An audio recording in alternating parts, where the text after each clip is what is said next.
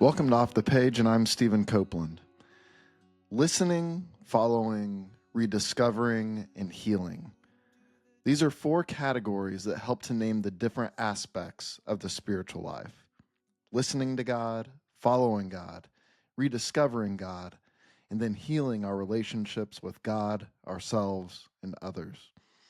Of course, there's nothing linear about these categories, though maybe the spiritual journey begins that way.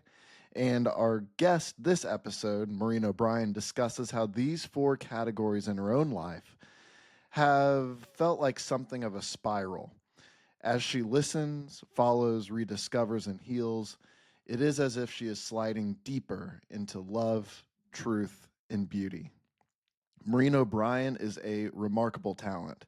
She is an award-winning, her award-winning short stories and poems have been published widely in magazines and anthologies. She lives in Connecticut, where she taught creative writing to teenagers for 25 years, and she holds a master's in creative writing and a bachelor's in philosophy and religion. She's the author of What Was Lost, Seeking Refuge in the Psalms, and Gather the Fragments, My Year of Finding God's Love. And she is a longtime contributor to Franciscan media. She recently authored the February 2025 cover story in the St. Anthony Messenger, a timeless piece that we revisit this episode, and I have linked to in the show notes. This was a freewheeling and dynamic conversation. I thank Maureen for being so honest and open about her own journey in this episode, which really helped to create the space for me to do so as well. We talked about grief, we talked about doubt, and we talked about those lonely, terrifying moments in life where it feels like God has abandoned us. One of the things I love about these four categories that I mentioned is that they help us to name the nameless. The spiritual journey can be so complex and messy and mysterious that it can be difficult to put into words. And these four categories are mere attempts at that.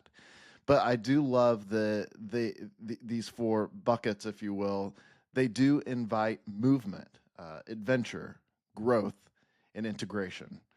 And you can enter into the journey from wherever you are. Our reflection segments this episode, our meditation moments, were recorded by Susan Hines-Brigger, an executive editor for the St. Anthony Messenger, who has worked at Franciscan media for 30 years. I'm really excited to share this episode with you. So without further ado, here is author, poet, and longtime Franciscan media contributor, Maureen O'Brien. Maureen O'Brien, welcome to the Off the Page podcast. Thank you so much. Thank you for having me. Yeah, to begin, can you tell listeners a little bit about your background and your writing background in particular? So I started out as a poet. I was trained as a poet as an undergraduate and then in graduate school, and then I moved into fiction.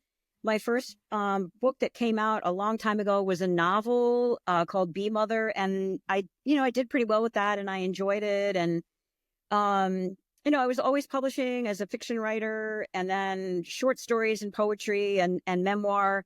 But then, as my life went on and my spirituality developed, I was asked about, I think it's been about 6 years. My career just took a complete pivot with Franciscan media when they reached out to me and asked if I would do a blog on Mary. It was called 7 Days with Mary.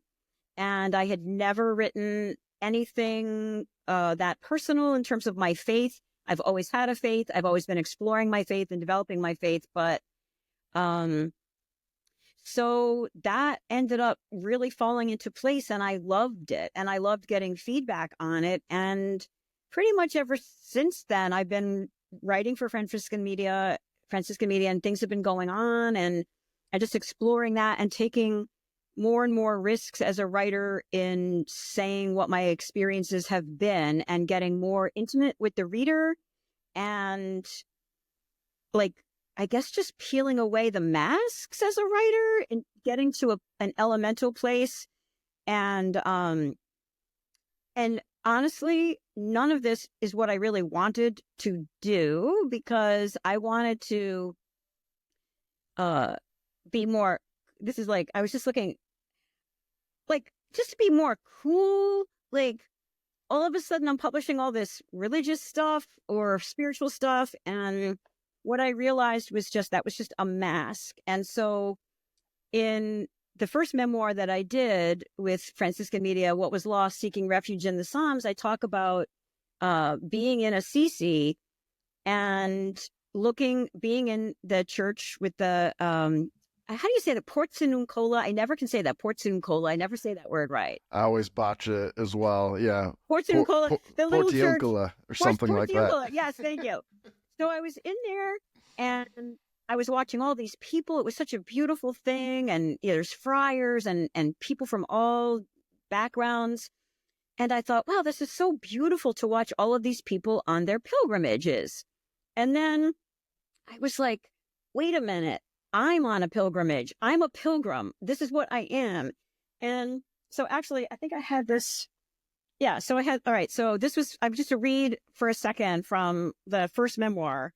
Yeah, that'd be great. Thank you. Great. So I have, I'm sitting there watching all of these people. It said, they're going into the Porziuncola. I watched them take their turns entering, thinking how wonderful it was that all these friars could come on this pilgrimage, this special trip to a sacred town, visiting all the relics. Then I burst out laughing. I was on a pilgrimage. I was visiting everything they were. I was having the time of my life riding up in the artist colony and walking the mountains where Francis walked. I had wept at Claire's bones in the Basilica of Santa Chiara. I'd sat for an hour in front of the cross of San Damiano. I'd spent a whole day staring at the Giotto frescoes at the Basilica of St. Francis. How did this happen? I was a pilgrim on a pilgrimage. It seemed so uncool at first, which is a ridiculous thing to think, but there it was. Very quickly, the feeling of embarrassment passed and gave way to a pride radiating from my gut. This is who I was. I thought of that day that I'd witnessed a pilgrimage of the walkers carrying crosses from Santa Fe to Chimayo. I'd become one of them, someone willing to travel far to find. So I think that's like, we're talking about different things about like our ideas, listening, following, rediscovering, healing. I can't remember if we even said those yet, but just surrendering to the process of traveling, writing about Francis, and really saying who I am and how my faith has been working in me, and constantly uncovering these beautiful things and very painful things as well, like that healing part of the heartache, looking at the heartache. But the writing that I've been able to do for Franciscan Media, it's been an honor because I've been able to really tell the truth. And the idea of like, okay, I wanted to be cool. Now I'm not cool. I'm a holy fool. Like, what a gift for me to be able to have in writing. It's a gift to me to be able to see how God has taken care of me and guided me. I have so much proof of how I have been guided. I can't, no matter how cynical of a moment I might have, I still see the guidance.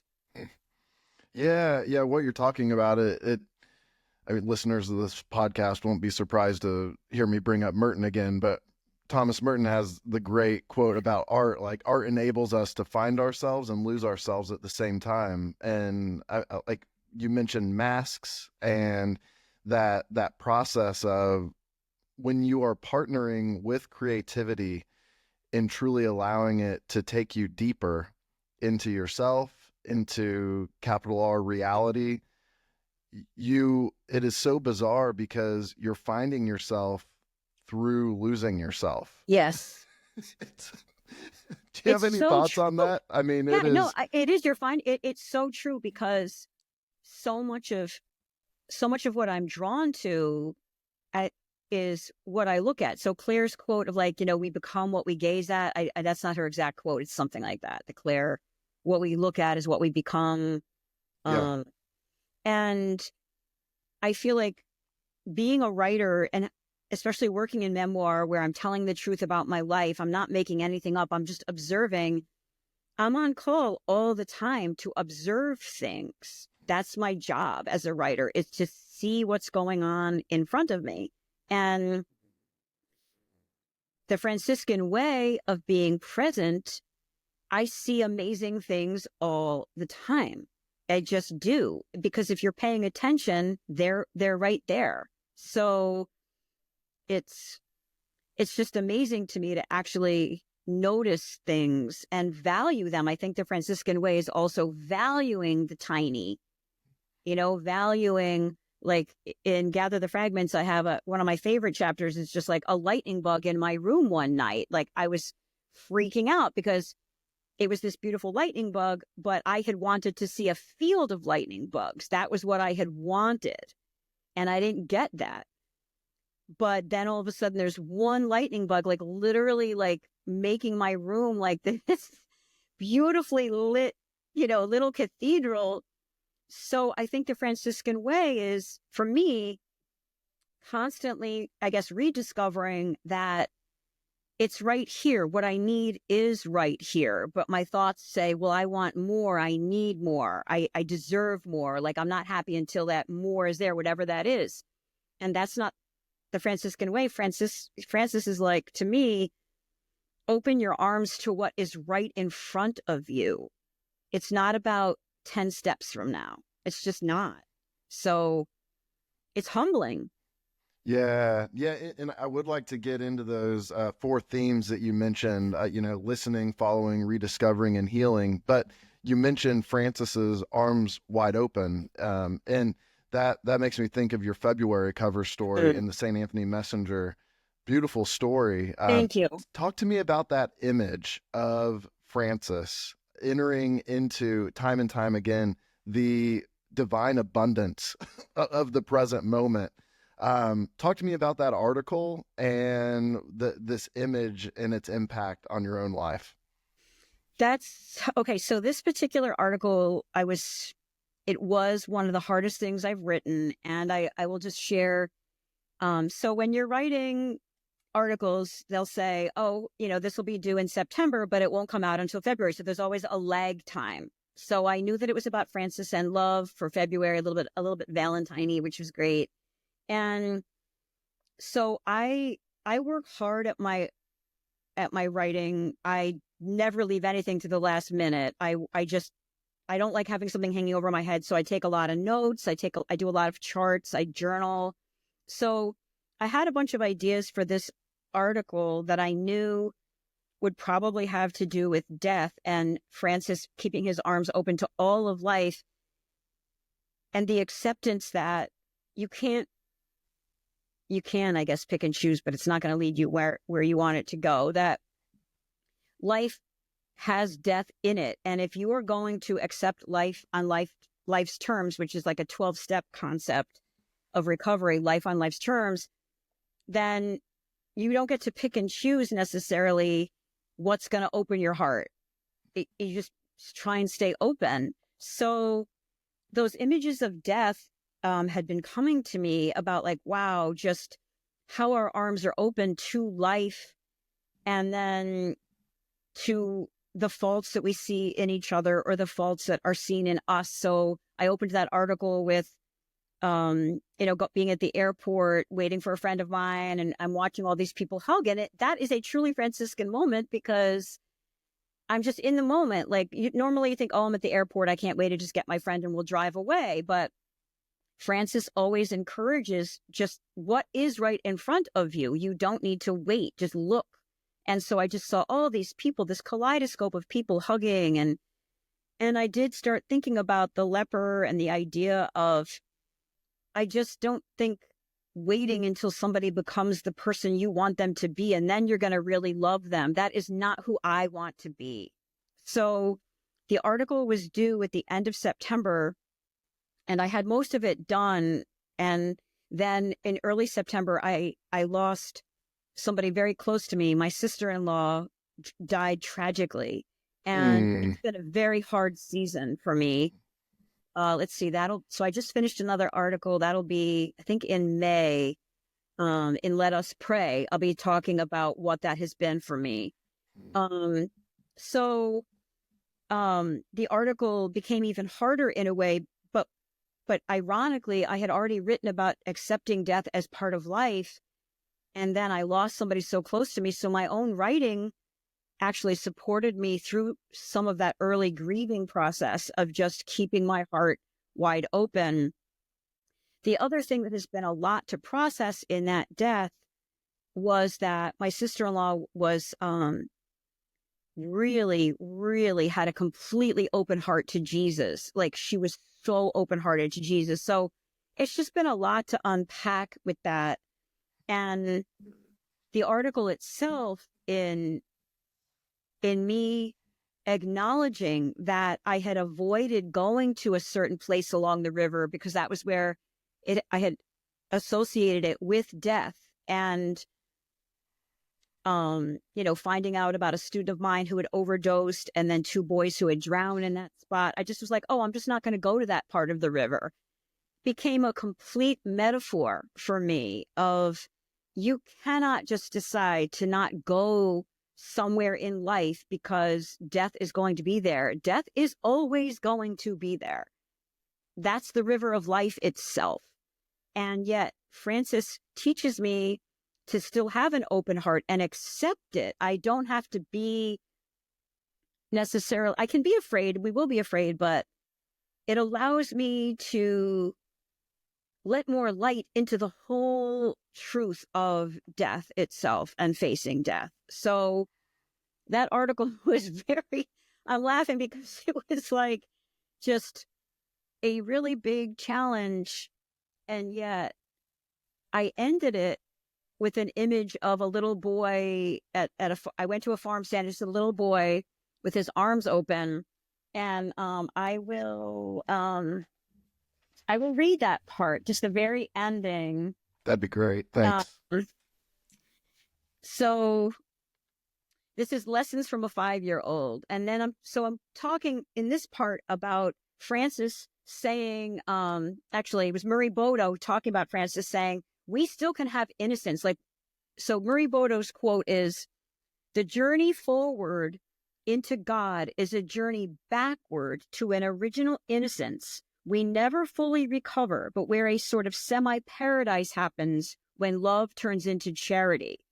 And I love that quote about innocence and finding innocence again within us. It's like, I love his, we never go back, but there's a semi-paradise. Like, okay, we can still find it. So I tell the story of how I just went out for ice cream, and then we had this horrible storm come up. And then I learned later that it had been almost like a tornado. And so I'm describing being at the farm stand after the storm. The raindrops had been heavy, huge, everything now reflected with a layer of silver in the sun. I finished my cone and sat on a scratchy bale of hay near a family. The oldest brother, a boy around 5 years old, stepped out from under the dripping awning and spread his arms, instinctively expressing the joy of slanted sun rays after the storm had passed. I burst out laughing at his spontaneous gesture. In response, he stretched his arms farther and dramatically lifted his face to the sky. His innocence showed me everything I need as a follower of Francis. From centuries ago, this mystic pervades our present lives with the power to show us the depth of love that exists right here. It's in the open arms of the skinny kid making you laugh out loud at the farm stand. Yeah, and can you show the cover of that magazine real quick for our viewers? Yeah, so I mean, that's what I found so brilliant about your conclusion, is that it's that this kid is mirroring Francis's own acceptance of the here, the now. Yeah. Yes, exactly. Yeah. And, I struggled with ending the article with that image, but as a poet, that's really my fundamentally who I am as a writer, is to always go for the image. And I just was like, just crossing paths with some innocent kid. And also that he did the idea of him like going broader when a complete stranger is laughing at him. It was the encounter between us that was so beautiful, so simple. And again, the Franciscan way is always about that encounter and having that positive encounter. So I struggled with that image, but Franciscan media has always been very supportive of my images. And I just was like, that's where it ends with. It comes full circle back to the child. It always comes back to the hope, the innocence, the beauty, rebirth. So that's nothing new for us as Christians.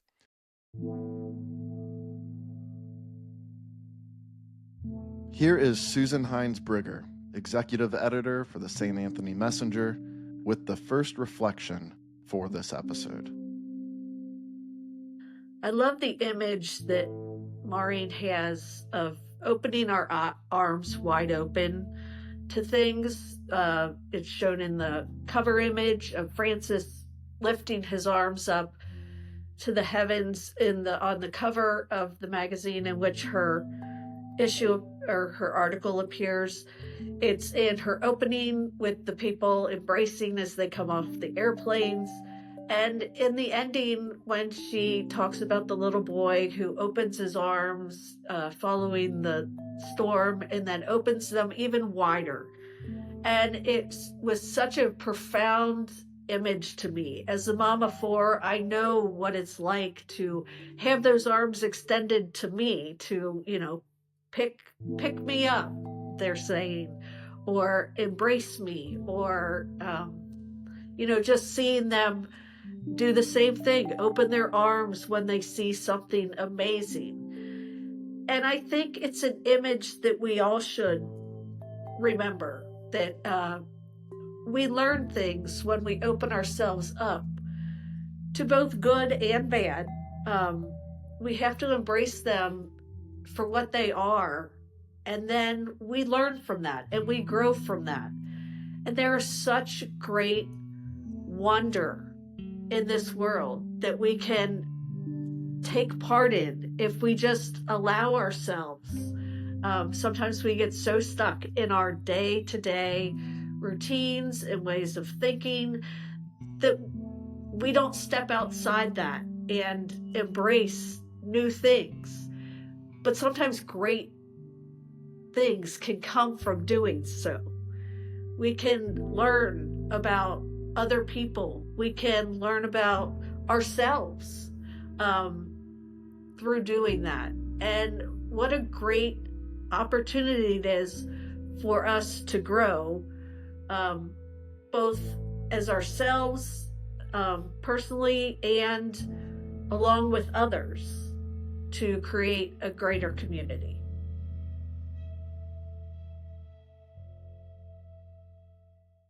Yeah, well, the article, it really brings up a fundamental question for a lot of people on their spiritual journeys is, and maybe when it comes to these four categories, the backstory here is that you mentioned to me that Susan Hines-Brigger, her latest editorial in the March issue, or maybe it was her Faith and Family column, but she talks about these four categories in the spiritual journey of listening to God, following God, rediscovering God, and healing the world and healing our relationships with ourselves and others as well. And your article makes me think of what exactly does listening to God look like in a world filled with death?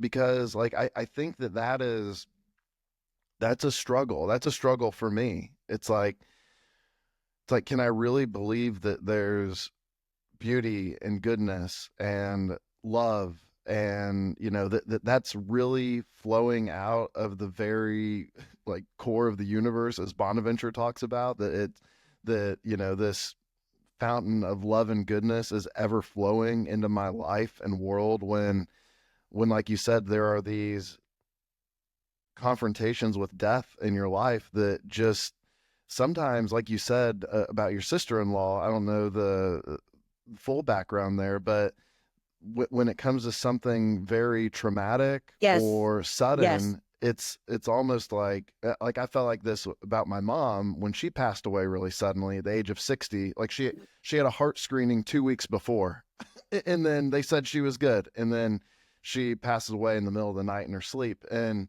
it's this bizarre confrontation with, like for her, for example, it's like, how can that happen? That feels preventable. It almost feels like a glitch in the system, you know. And I think a lot of trauma and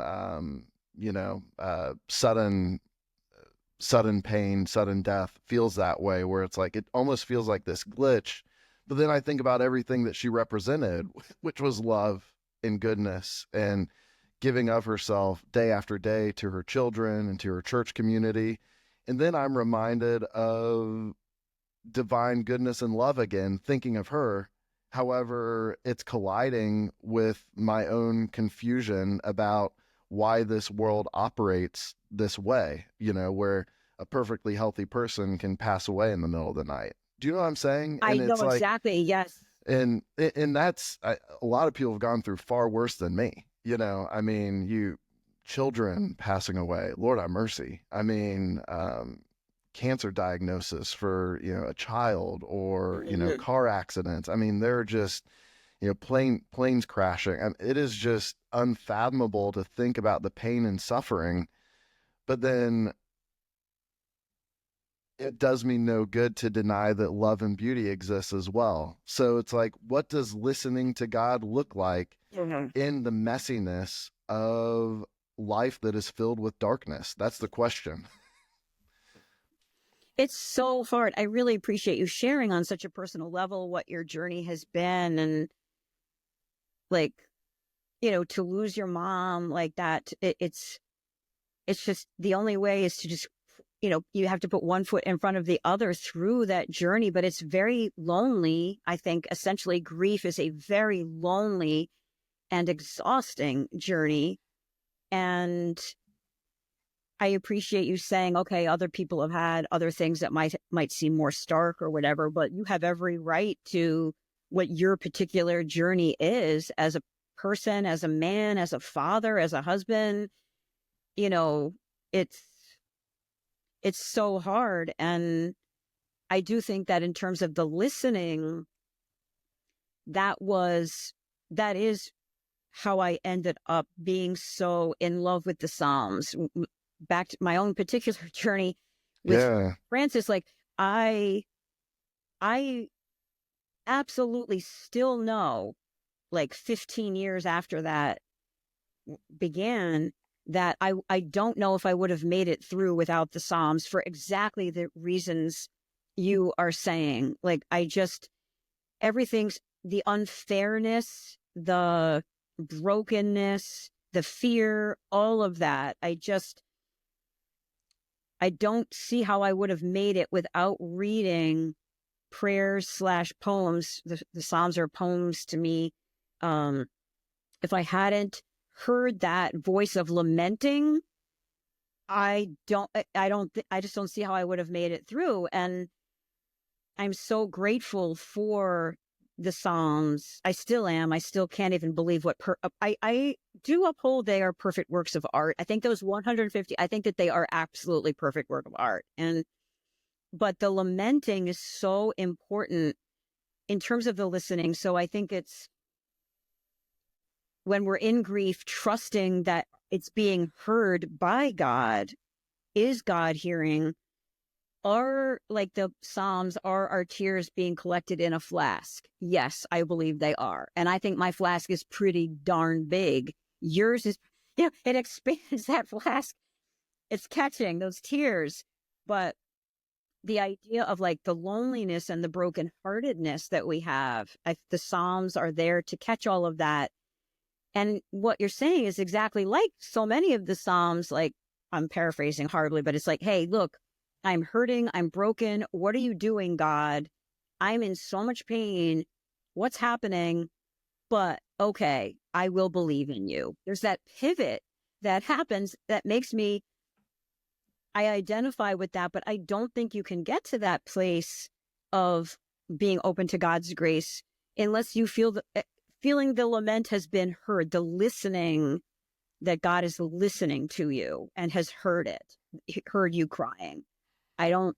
Because then in return, once that happens, you're willing to listen to God. One is willing to hear God. But I think that the lament is so fundamental to the human experience. And Jesus had it too. Jesus quoted from the Psalms, why have you forsaken me? So it's going right to the source as far as I'm concerned. But that listening, and I think for those of us who have a connection to nature, I've got this, living in New England, in the wintertime, sometimes I just go out into the woods and I'm like, I'm just going to listen. Like, is anybody around? Like, I'll hear like one little woodpecker and I'm like, okay, it's one woodpecker.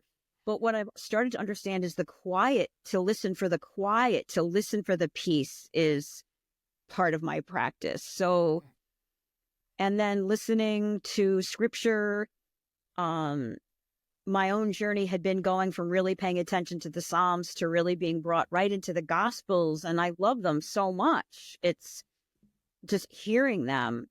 And why were the Psalms so important for you during that time in your life? I know beautiful memoir flows from that, but that time of your life, why were the Psalms such an anchor for you? And by the way, you're saying something really profound here that I just wanted to kind of call out real quick, is that in listening to God in this world that is that feels fractured at times and feels like it has glitches at times and feels permeated with darkness at times, you're flipping it, and you're not just saying that our job isn't to listen. You're not just saying that our job is to listen to God. You're flipping it and saying God is listening to us. And therefore, the visual you gave from the Psalms is a stunning one, that our tears are being collected in a flask. I mean, so now all of a sudden, I don't even like the phrase all of a sudden, because the process is so messier than that. And it's not a light bulb moment at all. But I know, at least for me, in my darkest days, whenever I did feel as if I was not alone and that God was meeting me where I was, as mysterious and baffling as that could seem, that God is listening to my anger and to my frustration and to my confusion and to my hurt and everything, and to my curse words, and God still dares to listen to me. Now I can trust that God that wants to listen that doesn't turn God's back on the pain or even try to explain the pain away, but just enters more deeply into it.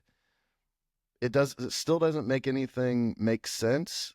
However, in a weird, mysterious way, for me, it was enough. The power of like any type of lament, and then getting to the joy, it will happen. It's a process, you go around. So when I first when I first committed to a psalm practice, which was basically I was going to read a psalm a day, but it didn't matter what order it was. I would just randomly pick one.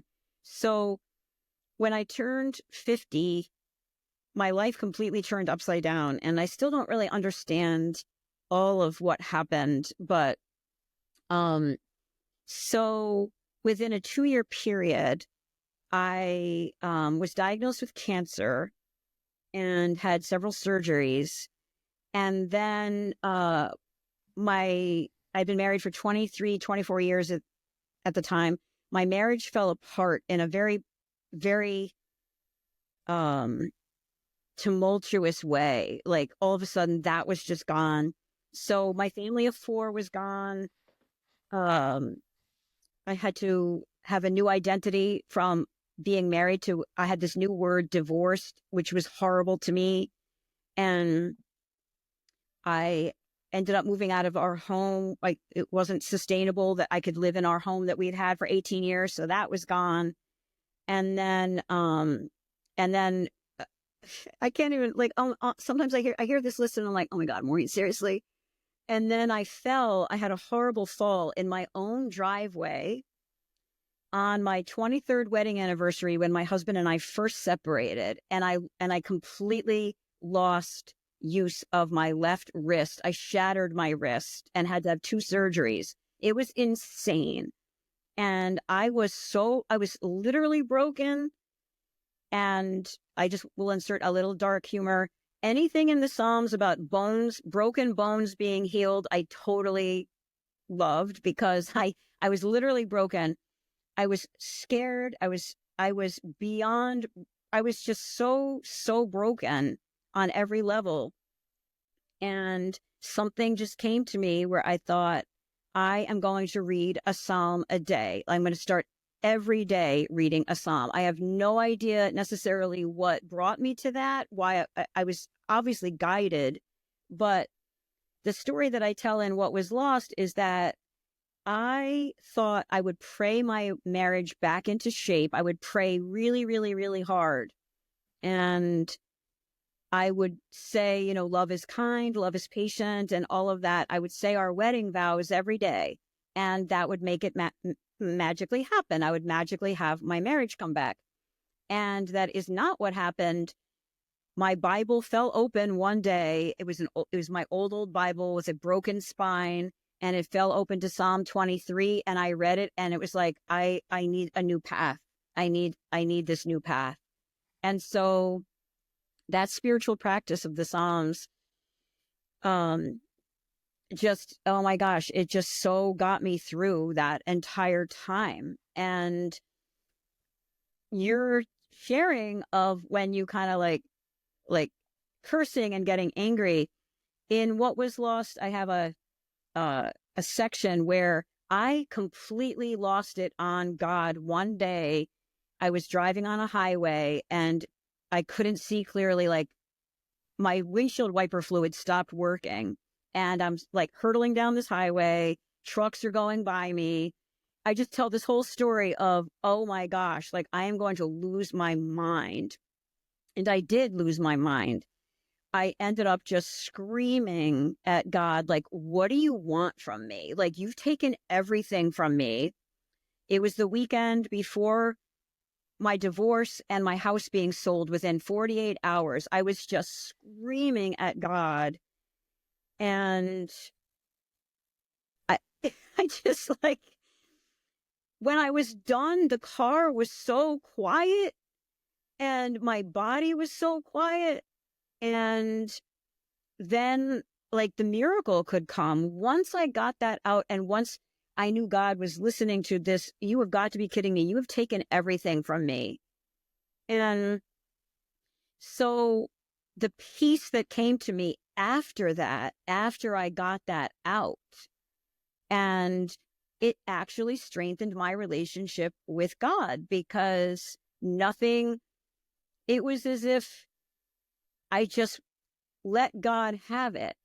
And I blew out my voice, it was that bad. And then I was able to accept everything, and I just kind of quietly kept driving. It sounds so crazy. But I also, the other funny part about that was that before I lost it, I stopped at a gas station to get tapped. I needed wiper fluid. I didn't know what was happening. And I swear this is the truth. The kid who sold me the wiper fluid was wearing an Our Lady of Guadalupe t-shirt. Like he had this huge Our Lady of Guadalupe. And I just, I was protected. I realized, you're on your journey. But I think in terms of listening and really getting to that fundamental element of grief, that rock level, just grief. And I have never had that happen since then. I've had anger and I've had disappointment, but that was as low as it got, I would say. And what a gift that was. I just was able to really move on to more acceptance, healing, openness. And so it must have been like maybe January, February, March.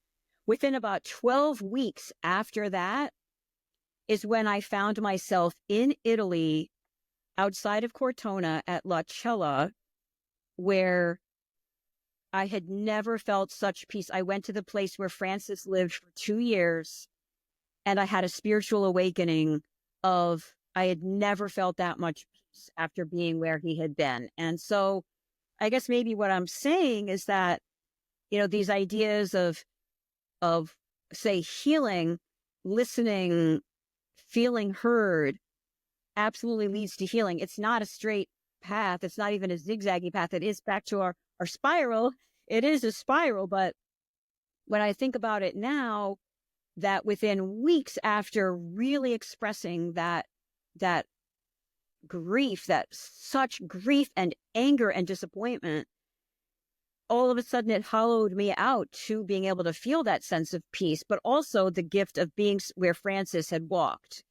That was the first time I ever, I saw his little room, his pillow, which was, a log. It was a log, stuff like that. But being where he was changed me. And that set me on a whole new path of Franciscan faith, because I could not deny that sense of peace. I never even knew it existed before.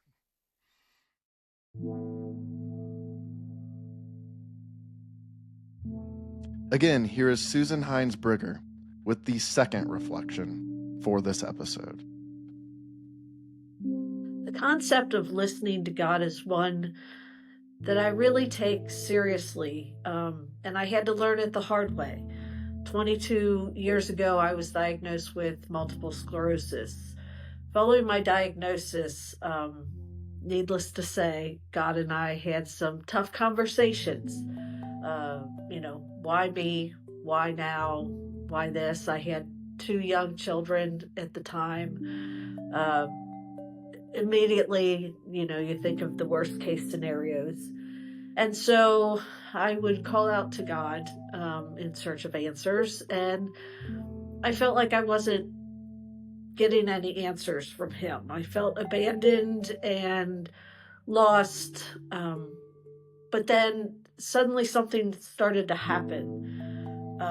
I would get calls from people who said, my sister or sister-in-law or brother has been diagnosed with MS. Would you be willing to talk with them or just give them some reassuring words, or to let them know that there's someone else out there that they could reach out to if they needed to? And this happened more and more to me over time and over the years.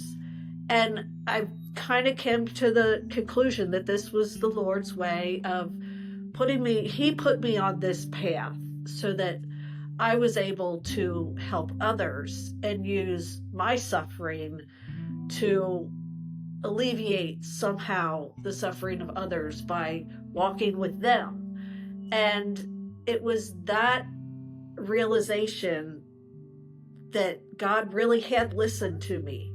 He had heard my cries, and though he didn't answer them the way that I wanted them to be answered, he had heard me. Since then, we've had many conversations. A lot of times I just listen, knowing that whatever I need to hear, I will hear in time. And so it's become almost like a friendship where I can say anything to him that I need. I can be angry at him. I can, vent to him, just be sad with him. And I know that he truly hears me and that he will be there for me. And it may not be in the way that I want him to be, and it may not be in the timing that I want, but he will be there, and he will put me in the right place and give me the right path to walk. And that is very comforting to me, that I have someone who's got my back all the time.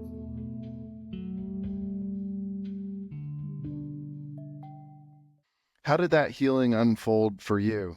And I know that it, like we talked about, I know it's not like a one-time thing. Like healing is, it's ongoing. The spiral you talked about. You're you're always going deeper and deeper into your own continued conversion and therefore your healing. It is true for seekers, I think, that when we are the most broken and we're willing to put work into it, deep healing can absolutely happen because you're so vulnerable and so raw. If you're willing to put in a little bit of effort, God will meet us way more than halfway. I really believe that. I did wake up on my 50th birthday with my surgeon saying, Maureen, I think I got all the cancer out. And so I said to him, how can I ever repay you for saving my life? And he said, live a good life. You can repay me by living a good life. And there's a lot to unpack in that. But after my first time crossing paths with Francis, that is what came to me. I was like, wait a minute, maybe I'm doing that. Maybe after the cancer and brokenness and the divorce and the loss, maybe I am living a good life by just following in these footsteps of Christ. And at that point, I don't know when this happened, but it was probably Psalm 139 about God's omniscience. I started to really see that God was searching for me, that I started to feel like I was the lost one that was being found. And that's so easy to say now. It sounds so cliche, whatever, but I started to understand that God had never left me. Like, I do believe that God suffers with us and struggles with us. And I started to feel as if I had always been, just because bad things had happened didn't mean that God had left me. And that was it sounds so simple, but that was a game changer. And I don't know at what point that really became clear. Just this idea of God, how God's love finds me all the time. And so I do absolutely feel at this point that nothing can, I know that it's true. I believe that nothing can separate me from the love of Christ. That is everything to me at this point. Yeah, well, you're getting into something else that's really profound as well. I love how you keep flipping it. You know, like we talked about, it's not just about listening to God, it's about daring to believe that God's listening to you. And then you mentioned the shepherd going out and finding the one lost sheep. So now it's not just about you following the shepherd, like the shepherd's following and looking for you. And I think there's something really important there when it comes to rediscovering God, because we tend to think that God, or whatever word you want to use to name the unexplainable force, like undergirding life, the universe, the world, creation, whatever word you want to use there. I mean, we tend to think that we're subjects, we're peasants who have to go to the king on the throne, and usually the king is shaking his finger at us and is frustrated with us about what we're like. For me, it was like, it seems like God's either mad at me for something I'm doing or something I'm not doing. Yeah. Like the perfectionist in me would just be like, there's always something I'm doing that God's mad at, or something I'm not doing that God's mad at. And it's just like this performance, kind of treadmill. I remember reading Henry Nouwen's Life of the Beloved, and he flips things too, where it's like, yeah, when God says, this is my beloved son, on you my favor rests, God's saying that about you as well. And I bring that up because it makes me think of what you said about the shepherd. It's like, yeah, eventually maybe the sheep does follow the shepherd again, but what a like earth-shattering like thought to think about. No, the shepherd's also following you, and that's a different metaphor of God to discover. I totally love that, because I absolutely get so much comfort out of, there's nothing that I've been through that he wouldn't understand, like any sense of betrayal or loss. And I feel that way about Mary too, like what she had to witness as a parent. She had to watch her child suffer and was completely powerless over that. And, also just want to say briefly in terms of Mary, one thing that the recent trip to Assisi that I was so so many things captivated me. But, the most famous picture of St. Francis, like I guess it's Shimabue, you say, like the most famous portrait of Francis that we all have. I have it over there. It's actually, they crop it, so it's just Francis's face. But in fact, he's actually right next to Mary and angels. And I was so struck by that, wow, like here Francis is like never far from Mary. Like Mary's always a part of the narrative. And it does have to do with trusting that they know what suffering really is, like hardcore powerlessness over, your own or somebody else's addiction. Or like I've written lately about my mom's Alzheimer's has been a big theme, like the pain of that. And how does God bring me into that situation? And what am I learning from it? And just so many things, the loss of my sister-in-law, like processing these different things and some of the miracles that came out of that. But it really is a faith of the human and the divine. And I just can't imagine not having those faces to turn to. That's what I get out of so much of my faith. Is just, I need those faces. I need people there. And it's a family to me at this point. But the way you're talking about like the lamenting and the grief you have since your mom dying, it is a true dark night of the soul. It really, literally a dark night of the soul of where are you? It's light out. Is the dawn coming? It's very, very hard and that's profound to have that type of grief. And you can't unring the bell. Like you can only go forward. But I do feel that God is absolutely with us in all of that. And I hear what you're saying about that striving, if I do this, I'll be closer to God. If I do that, and I've been really just trying to practice. I don't need to really do anything, like my spiritual director, who is constantly 5 steps ahead of me, as it should be, I guess, said that when she stopped actually thinking of herself as a spiritual seeker, she felt great. I mean, this is a woman who's been, she's been on the spiritual path so deeply for so long. And I was like, what do you mean? Like, you're not thinking of yourself as a spiritual seeker anymore. Isn't that who you are? She was like, no, I'm just Alice. I'm not there yet. Yeah. No, I mean, yeah, even seeker is all wrapped up in you're doing something, Yes, like and really, you're the one who's yes. seeking. But then going back to a theme that is, kind of come to the surface several times throughout this conversation, it's like that can be true, but also God's seeking you. Yes, yes, and that has been like, I think out of all the themes, the idea of like the following idea. Okay, so like I follow God, but God follows me, or God is I believe God is completely within, but that has been, I love that. That's been my latest sort of challenge, I think, to stop.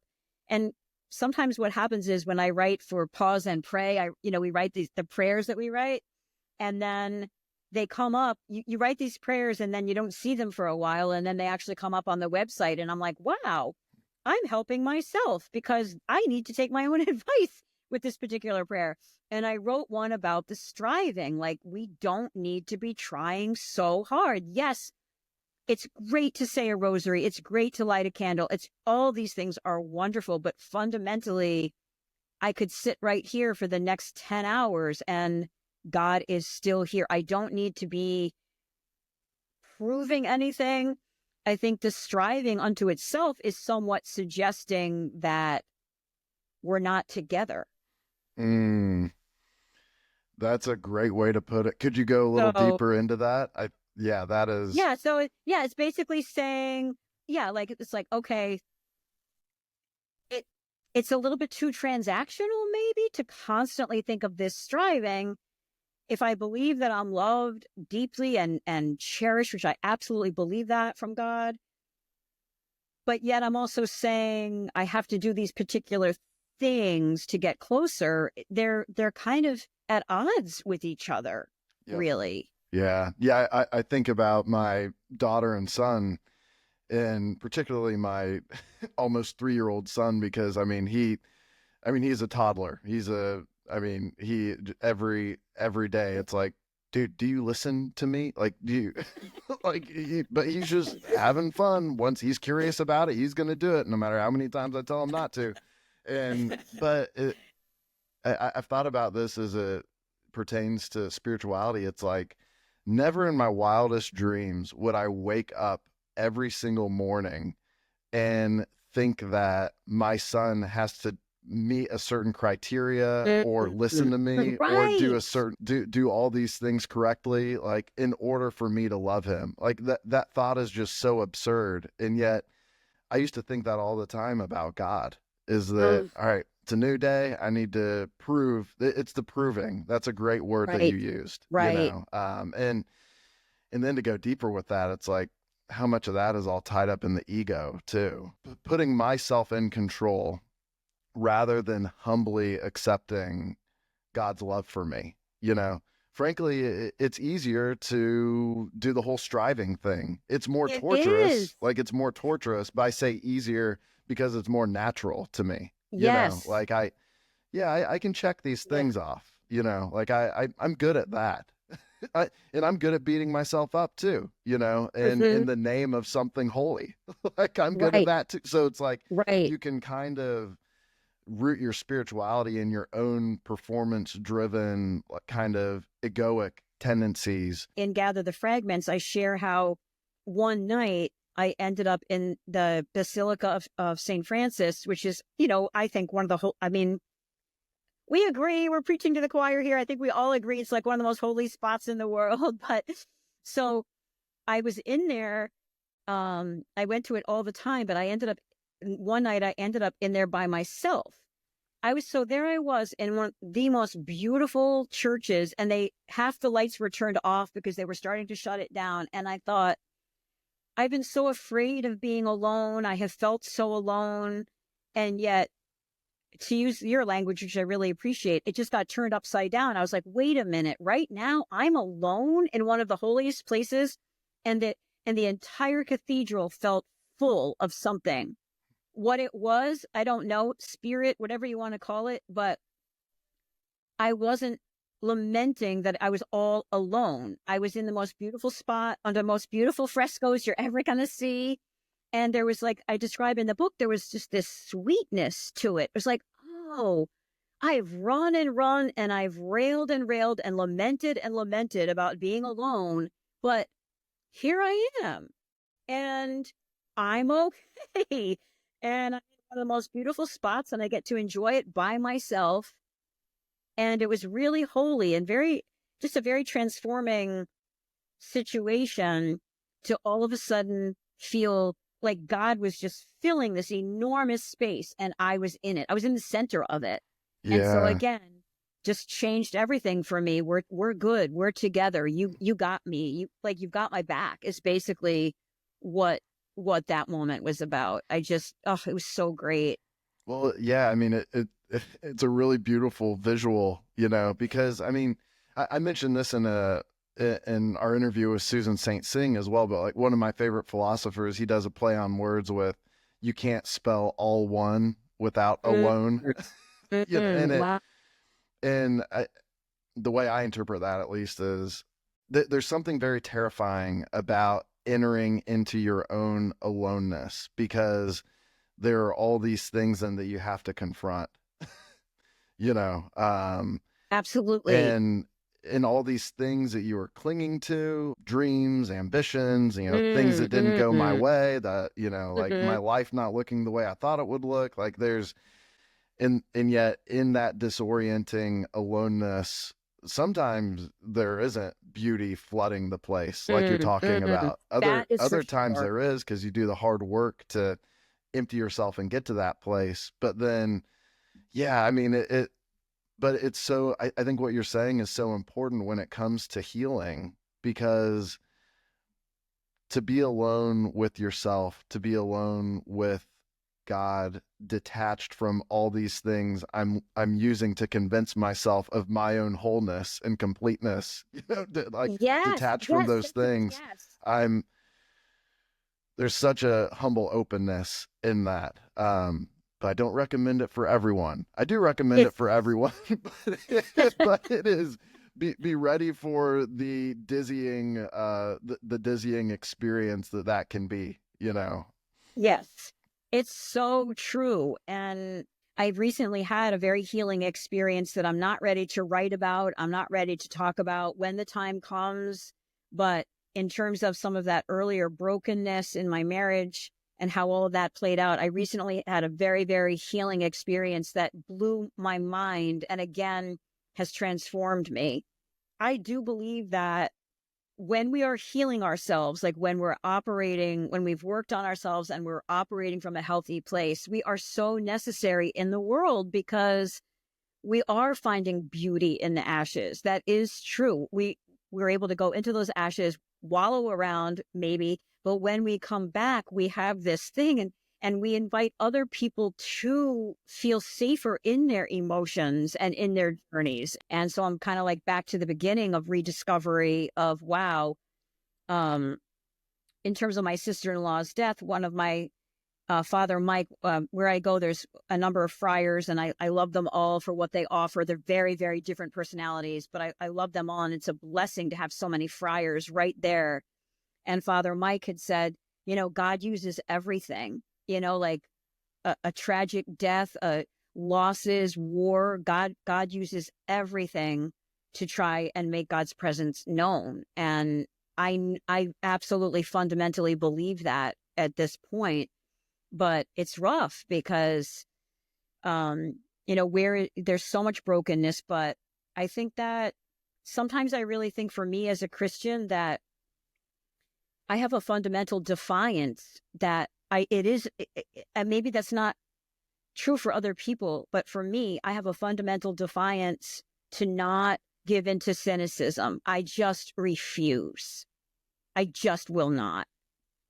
And so the striving is good for that because I just can't afford cynicism. It's too dangerous for me personally. But being a part of a community and a part of a faith that is hope centered is where the healing is. I think the hope is the healing, and you sort of go around and around in that. But all of our stories, every year, it's the hope of the return, the hope of the return. And As we conclude here, Maureen, I mean, I think you're bringing up something that's really important and a great place for us to land, because you're absolutely right that, and I think as we've revisited all these themes, you know, listening, following, rediscovering, healing, hope is the thing that's undergirding all of it, you know. yeah, And oh you, my you gosh, mentioned something really important, is that there is a striving toward hope, you know, yeah, like there has to be, because yeah, that's almost that's my declaration of faith, yeah. is that I'm going to keep striving toward hope, because I dare to believe that there is this God that wanted to listen to me when I was in my darkest moment, that there was this God that went looking, following me when I was lost and couldn't be found. You know, that there is this God worth rediscovering, because God's never left me. And Exactly. yeah, I mean, and it's like grounding it all in hope, I think, is so important, because that's something worth Mhm. striving for. You know, I sound like Samwise Gamgee. Isn't that a Lord of the Rings quote? There's good in this world, Mr. Frodo, and it's worth fighting for. Yeah. I won't do my accent. And it's true. And I love that. I love it after. Thank you so much for this, by the way, Stephen. Like I was so looking forward to talking to you because it really is just an opportunity to ponder these things. Mary pondered things in her heart. I use the word pondering a lot, but this idea of hope, I just wrote down like hope undergirding, listening, following, rediscovering, healing.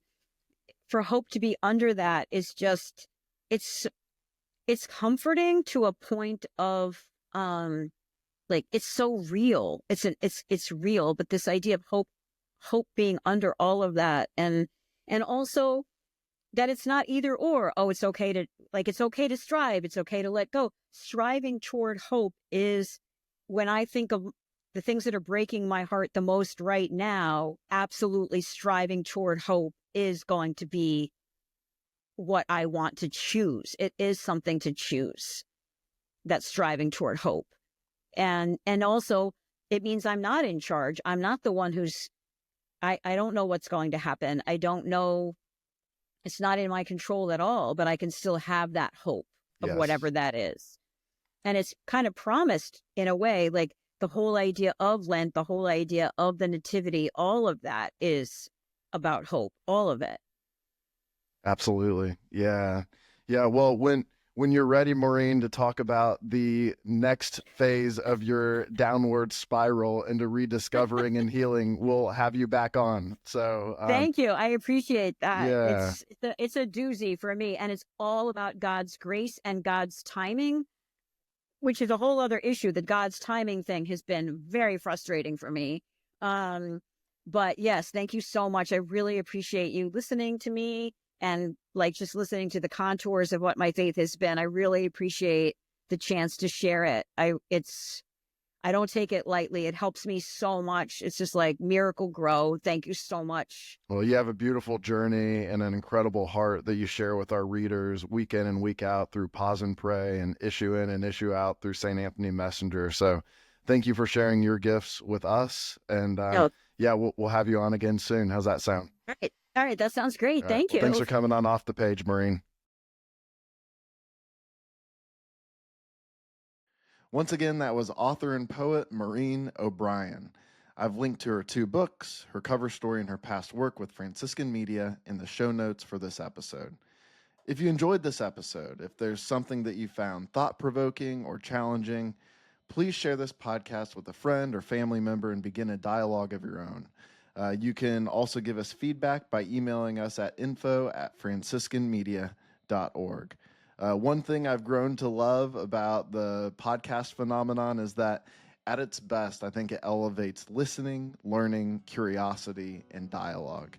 And I hope that we can each take these traits into our everyday lives and relationships. Thanks as always for your support, peace, and all good. I will lead you into the desert with me and tenderly speak to your